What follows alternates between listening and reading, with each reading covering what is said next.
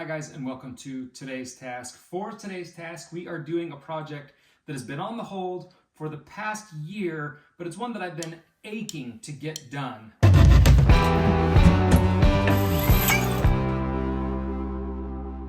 2 years ago, I found this on Etsy and I ordered it. Now, when I initially ordered it, it was actually built for a boat and the wall thickness was only 2 inches thick. But clearly this wall is thicker than that, and I didn't want to change the framing around on that too much, so I had a good friend, my good buddies at Duckworks Steel Fabrication. They made this bigger for me. They went in and added this big ring for it so that everything fit really, really well.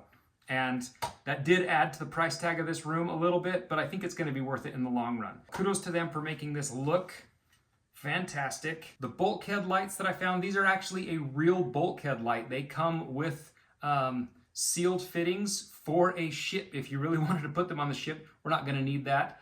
So they were a little bit pricey as well, but it's kind of the decor. That's what I wanted. I will link these guys down below if you're like kind of wanting a cool light. The cruise my wife and I just got off of actually had these as the headboard lights, and I thought that was cool too. So we're going to get 2 of these and they'll go right up there. 2 years ago when I framed this wall, I intentionally left a square blank in here so that there was kind of some support structurally for the porthole. I didn't want it to be sandwiched solely between sheetrock. That felt really, really weak. So we framed a square and they just sheetrocked over it, and I knew I'd cut it out later. So we just got to find it. Ballpark right there inside. If you've never used one of these stud finders, these are my favorite, and I will link this guy. It is worth the investment.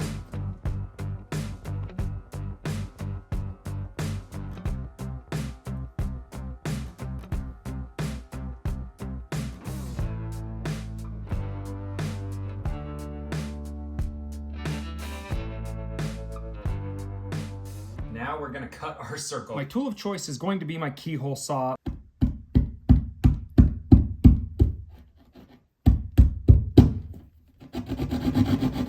baby.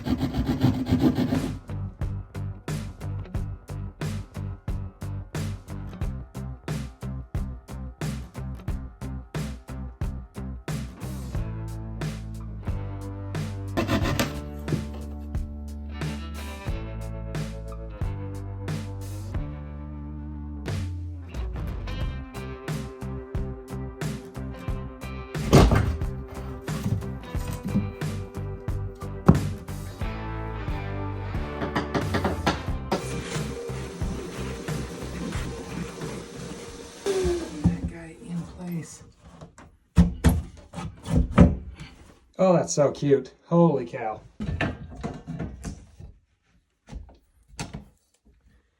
Oh, yeah, that's awesome. Tell me that thing is just not cute. And I don't know if the kids are even going to crawl through it or open it, or if it's strictly going to be for decor. I put these temporary covers on for inspection for the house because obviously we needed to pass inspection. You can't have an outlet open like this. So temporary covers. One of the details that I actually took some time to do was I bought these little bitty boxes. These are one of the smallest junction boxes that you can find. They're really small profile. They're as small this way as possible as well. And I did it that way so that the light would cover it. Let me show you. If we take the light plate right here as is, it will actually cover that junction box. So I actually don't need any kind of cover plates.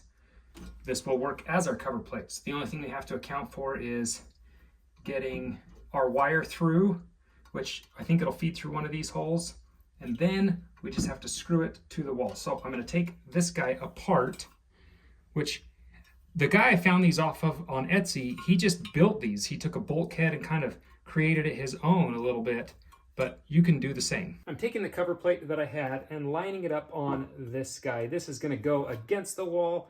So I'm going to use this to drill. I'm going to use one of these holes because one will actually work. So we're going to kind of line it up on top, square it up best we can, mark our hole, and then we're going to drill a hole.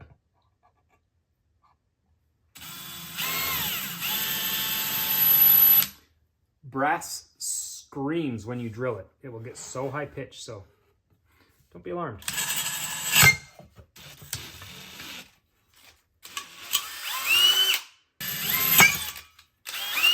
These brass shavings are going to create some serious slivers, so we are going to vacuum it up. I'm going to be playing this kind of strange balancing game because I can't secure this guy in place all the way, because then I can't get to the screws that I need to lock it in place, but I know I want the wiring for this to be in the junction box behind. So we're going to just take it one piece at a time, leave everything undone but loose, and hope it works.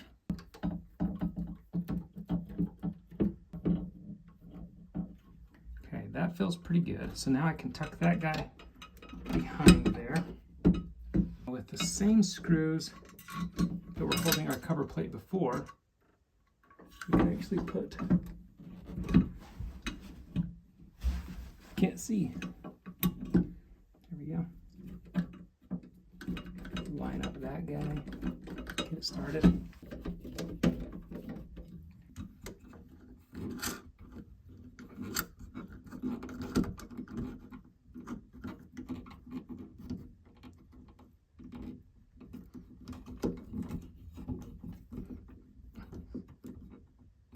Now we can set our light bulb on. With that all wired and put back, we can put our cover plate on. Takes a second to kind of...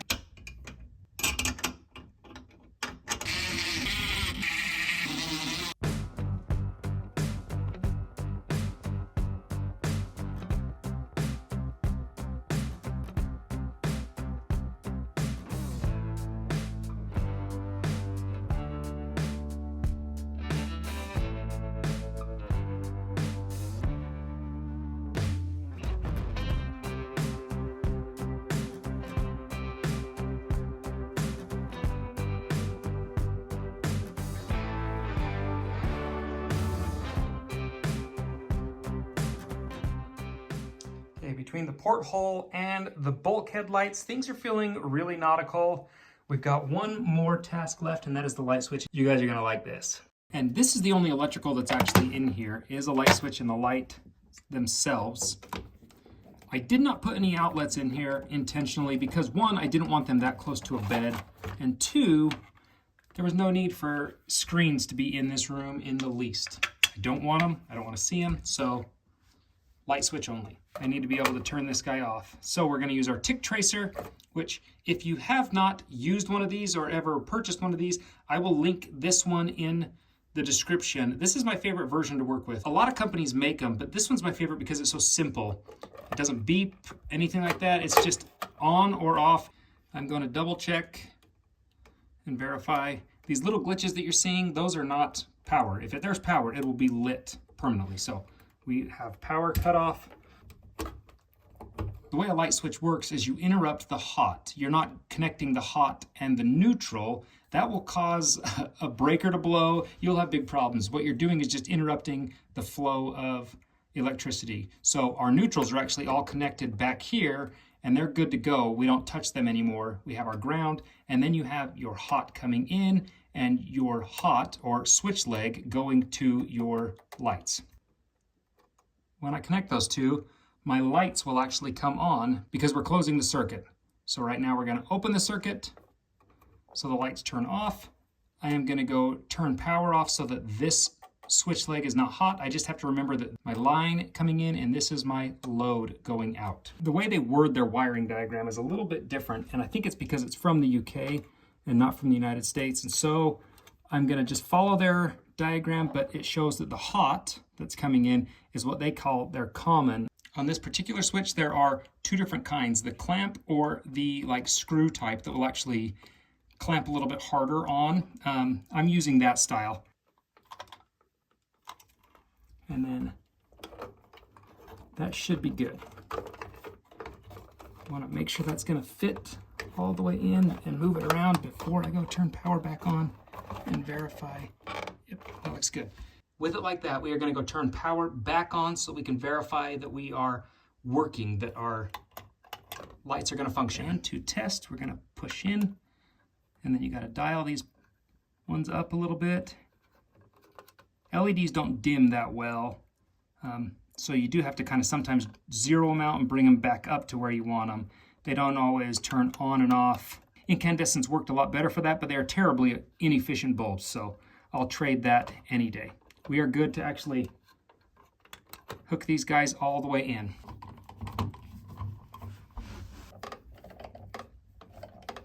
How cool is this cover plate?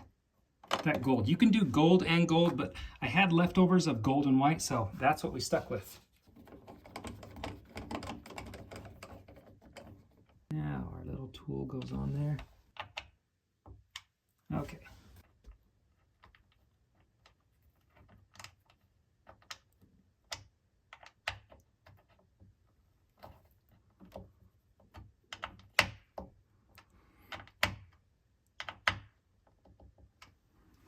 Alrighty, with our screws straight up and down, the light switch is ready to go.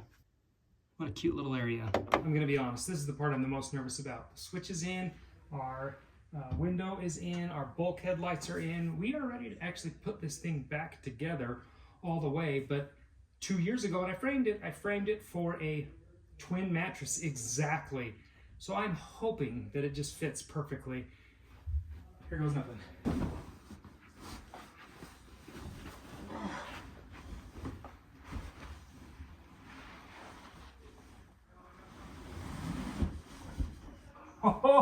Oh man, that's pretty sweet. Don't mind if I do. Holy bright, just nice dim. This is great. Sleeping on the couch, nothing. This is the new doghouse. I should name it that. I can't believe that after 2 years, this project is finally done. I'm most excited about my porthole. I think it's the greatest thing we could have ever done to this house. But I just love this area to relax, to hang out, to just utilize some space that otherwise gets wasted in a really crummy closet. So this is a fun reading nook for us and for the kids to use. I will link everything in this video, from the tools that I use to all of the products that we've put in, and I will also link the Betty's beds as well. I do have an awesome discount code from my wife for the Betty's beds if you're interested at all, and we'll put that in the description also. If you liked today's video, give it a thumbs up. If you're new to the channel, subscribe, and we'll see you guys next time.